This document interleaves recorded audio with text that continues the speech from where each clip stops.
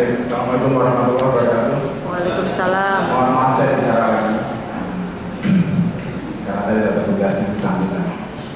Saya janji ke Mas Erik tidak lebih dari 5 menit atau 10 menit maksimal. Pertama karena apa yang akan saya sampaikan sudah disampaikan oleh Ibu Ning, Bu Dokter Ning, sudah disampaikan oleh Pak Imam, dan juga ada ahli-ahli kesehatan yang ada di sini.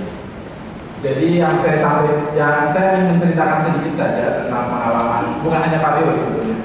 Nanti pengalaman dari F2H, tapi saya wakili dulu di sini. Nanti disampaikan lebih lanjut oleh.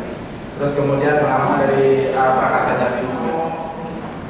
Menyampaikan terima kasih dulu kepada Proret, ada Ibu Yeni di belakang, Ibu Noel, dan kepada USAID yang sudah fasilitasi. Tentang puskesmas, tapi sebetulnya karena puskesmas tadi sudah disampaikan bagaimana peran puskesmas terutama di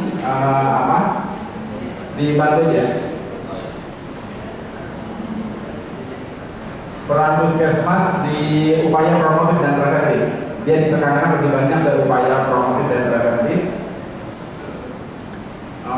Dan karena itu inilah yang menjadi fokus dari kerjaan sebagian besar dari klaster kesehatan. Jadi memang urusan kesehatan kan saya pikir semua sudah sepakat ya bahwa itu urusan semua pihak, bukan hanya pemerintah, tapi juga urusannya civil society dan masyarakat secara umum. Karena itu perlu kolaborasi maksimal. Nah, ada 2 inisiatif yang mau diceritakan. Pertama adalah tentang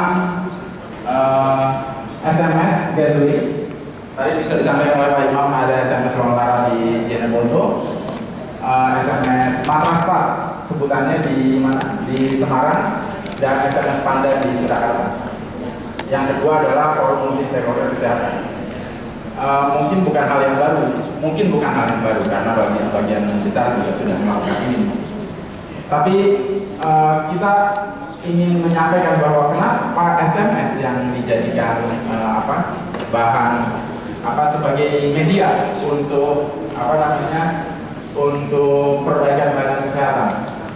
Data menunjukkan bahwa pemilik ponsel, maksudnya orang Indonesia itu punya ponsel itu bisa lebih dari 1. Saya yakin semua juga ada, sebagian besar orang punya 2 di sini. Ada 308 juta ponsel yang terdaftar, sementara penduduk kita hanya 255 juta. Servisnya mereka akan bilang 281 juta. Tapi uniknya dari seluruh meskipun kita sudah terbiasa menggunakan media sosial yang canggih-canggih, smartphone dan sebagainya, ternyata SMS selalu digunakan oleh siapapun, baik yang HP-nya jadul maupun yang HP-nya sudah keluaran terbaru. Nah, atas dasar itulah maka Pak Tiro menganggap bahwa SMS adalah salah satu cara media untuk yang mudah diakses oleh masyarakat. SMS gateway ini ada 4 menu. Menu pertama adalah gawat, data, info, dan yang terakhir adalah keluhan. Sebagian besar menjadi media adalah keluhan. Apa itu gawat? Gawat adalah upaya meneruskan informasi tentang kejadian yang butuh pertolongan segera kepada desa siaga, puskesmas, pihak lain yang menentukan, dan dinas kesehatan atau pihak lain yang menentukan. Pengirimnya adalah bidan desa atau kada. Ini urutannya. Terus. Jadi informasi dikumpulkan oleh bidan desa, kemudian disampaikan dikategorisasi, dan kemudian disampaikan ke server, nanti diblasting ke beberapa pihak yang dianggap berkepentingan relevan untuk menindaklanjuti gawat ini. Jadi ada potensi gawat, ada bahaya, dan gawat itu sendiri. Yang kedua adalah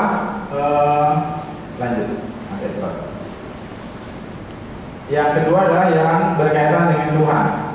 Keluhan ini dikategorisasikan berdasarkan Undang-Undang Pelayanan Publik. Ada 6 kategorisasi. Hasilnya sama, disampaikan ke server. Jadi kalau ada orang menyampaikan keluhan, dia bisa mengirimkan SMS dengan formatnya sampai ke server, nanti dikirimkan ke berbagai pihak, terutama ke Kepala Dinas Kesehatan. Berikutnya, oh ya, hasil dari keluhan selain ditindaklanjuti juga dibahas di sini, di forum multi stakeholder. Forum multi stakeholder ini nanti akan kita bahas, jadi dia membahas dan menindaklanjuti serta memberikan rekomendasi kepada dinas kesehatan atau fasilitas kesehatan. Nah, ini adalah informasi data yang info-info yang disampaikan, terutama info yang berkaitan dengan promosi kesehatan kepada warga masyarakat. Apa itu forum multi stakeholder? Sebetulnya adalah dia sarana penjembatan komunikasi antara pemerintah dengan masyarakat pengguna pelayanan. Forum ini juga memberikan rekomendasi dan mengawal terlaksananya rekomendasi seperti tadi yang dibahas di gambar tadi, dan sekaligus sebagai sarana pengaduan masyarakat dan ruang dialog yang positif. Anggotanya biasanya adalah dari dinas kesehatan, kemudian dari puskesmas, perwakilan masyarakat, OMS, kader kesehatan, dan anggota DPR. Anggota ini bisa berubah, maksudnya bisa bertambah disesuaikan yang daerahnya masing-masing. Ini adalah tahapan-tahapan dalam membangun forum multi stakeholder, mulai dari penilaian dulu, penilaian cepat, kemudian dipetakan, dilakukan pendekatan formal, informal, kemudian membangun dialog, mengorganisir stakeholder, dan terakhir menyepakati adanya forum multi stakeholder tersendiri. Ini beberapa hasilnya, yaitu salah satu hasil dari SMS di Pusdu Sarmana di Jeneponto yang menyampaikan adanya atap puskesmas yang rusak. Ini agak unik karena sebelumnya waktu ada proses pembahasan anggaran tidak pernah ada informasi tersebut. Tapi begitu dicek ke lapangan ternyata ada, sehingga kemudian Dinas Kesehatan mengusulkan masuk ke alokasi anggaran tahun 2016. Yang lainnya adalah contoh hasil berupa tindak lanjut dari SMS tentang biaya tes gula darah di Posyandu yang kemudian dibahas oleh forum multi stakeholder, dan rekomendasinya adalah tadi seperti disampaikan bahwa dana desa itu juga bisa digunakan untuk perbaikan pelayanan kesehatan. Kalau di Surakarta nanti ini pengalaman yang langsung, dia menjadi bagian untuk mengontrol kinerja bawahan dan menindaklanjutinya dengan teguran kepada kepala puskesmas yang dianggap kinerjanya kurang memuaskan. Ini ada beberapa keberlanjutan, Mas. Inisiatif kan jelas memerlukan karena ini kerjasama. Tugasnya civil society adalah mendorong agar kerjasama tersebut menjadi agenda dari pemerintah. Dan salah satunya adalah dialokasikan dalam RKA Dinas Kesehatan untuk pengelolaan SMS Gateway di Semarang. Lainnya adalah di Jeneponto, inisiatif ini dibaikin, maksudnya dijadikan agenda dari pemerintah, dan alokasikan anggaran untuk mencetak 1000 kit kipas itu bentuknya. Terus kemudian ada apa lagi? Ada beberapa anggaran yang sudah disediakan oleh pemerintah Jeneponto untuk memastikan bahwa SMS Lontara bisa dilanjutkan di tahun 2016. Hal yang sama juga sudah dilakukan di Pemkot Surakarta, menganggarkan dana sosialisasi SMS standar 2016. Khusus untuk Surakarta, sebetulnya sudah ada, saya ingin menambahkan, sudah ada ULAS itu unit layanan aduan Surakarta, dan Pandan ini memfokuskan di isu kesehatan. Inisiatif berikutnya adalah dari Prakasa Jatim. Harusnya Mas Madahan yang menjelaskan ini. Dan kira ini nama lain sebetulnya dari forum multi stakeholder. Kalau di Lamongan Mojokerto namanya adalah Forum Masyarakat Peduli Puskesmas. Sebetulnya inisiatif yang sama juga pernah terjadi di Aceh. Dulu Aceh namanya Badan Penyantun Puskesmas atau Forum Komite Kesehatan Kecamatan. Jadi ini beberapa hasil yang sudah dilakukan oleh teman-teman dari Prakarsa Jatim. Ada pendampingan terhadap puskesmas. Di 10 puskesmas sudah melakukan kontrak pelayanan. Lanjut. Ini area kerjanya. Jadi 3 area dikerjakan oleh teman-teman di sana. Salah satu hal yang penting adalah meningkatnya kapasitas forum warga dalam antisipasi penanganan kesehatan. Dalam kaitannya dengan JKN tadi, ada sosialisasi ini masalah literasi ya. Jadi sosialisasi mengenai JKN dan BPJS kesehatan salah satunya. Nah, ini yang memastikan keberlanjutan dari inisiatif tentang FPMP tadi. Ada pertemuan periode, pelibatan forum dalam penyusunan IKN dan bersama-sama melakukan promosi kesehatan. Berikutnya adalah ini hasil kerjanya Ibu Dr. Riz, Romana dan teman-teman dari F2A. Taman Posyandu, program Adibuka, asuhan dini tumbuh kembang anak. Ini sudah dilakukan, dikembangkan dan dikerjakan secara mandiri oleh komunitas di pedesaan.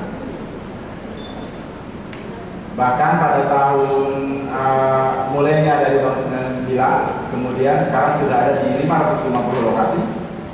Luar biasanya. Kerjasama dengan UNICEF, Plan, Dinas Kesehatan dan sektor swasta. Ini sebarannya. Sebentar. Nah, ini sebarannya. Berarti kalau sekarang sudah jauh lebih banyak lagi, Bu ya. Berikutnya adalah ini sudah diadopsi oleh pemerintah. Salah satu inisiasi dari F2H, PAUD, pendidikan anak usia dini menjadi PAUD HI, holistik integrasi. Nah, ini konkret dalam bentuk teknologi tepat guna, cukup alat untuk resusitasi bayi. Sudah digunakan di lebih dari 5.000 bidan desa.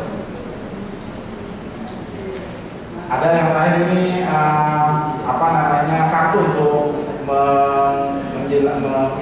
mendeteksi dini tumbuh kembang anak.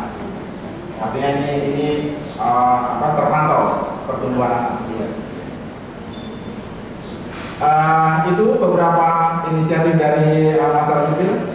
Kalau ada pertanyaan tentang FPMP, jangan tanya ke saya, tanyakan ke Mas Madhan. Kalau ada pertanyaan tentang tumbuh kembang anak, pasti Ibu Dr. Riz akan menjawab dengan senang hati. Kalau ke saya, jangan gampang-gampang. Terima kasih banyak atas perhatiannya. Saya yakin ini baru kontribusi kecil, tapi kontribusi kecil itu kan dia teragregat. Bila semua dinas-dinas kesehatan pemerintah terbuka kepada masyarakat sipil, maka akan lebih mudah jalan. Tadi sudah disebutkan oleh Bu Dokter, ini akan lebih mudah. Dia mau dikritik-kritik, mau digambar atau mau di itu amannya metode. Tapi intinya adalah bahwa kerjasama pelayanan kesehatan, peningkatan derajat kesehatan masyarakat, saya yakin tidak bisa dikerjakan oleh pemerintah sendiri. Dia haruslah bekerja sama dengan masyarakat yang lain dan civil society organization dengan sangat senang hati menyediakan diri untuk mendukung kerja-kerja dari pemerintah dalam konteks perbaikan layanan kesehatan. Demikian, assalamualaikum warahmatullahi wabarakatuh.